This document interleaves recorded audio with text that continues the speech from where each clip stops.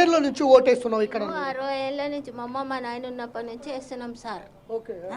అయితే ఫస్ట్ గాంధీ తాత అది దింపుతాడు చూడు బొంగరం, అది దానికి వేసినాం. 2 ఆకులకి వేసినాం, ఆవు గుర్తుకు వేసినాం, చేయి గుర్తుకు వేసినాం.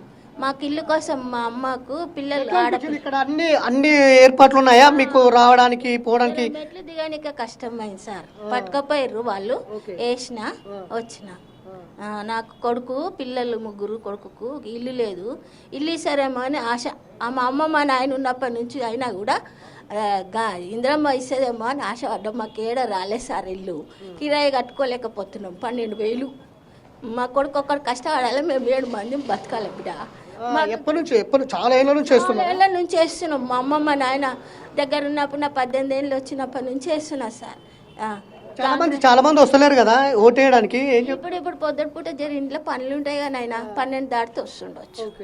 పిల్లలకి ఇంత ఉంటాకి ఇట్లా చేసుకొని వస్తారు, వేస్తారు.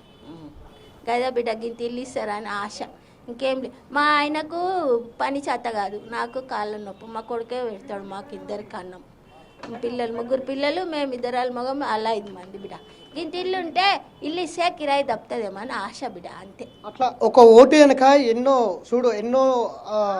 ఆశలు ఉన్నాయి, ఆకాంక్షలు ఉన్నాయి, ఎన్నో ఉన్నాయి ఒక ఓటు వెనకాల.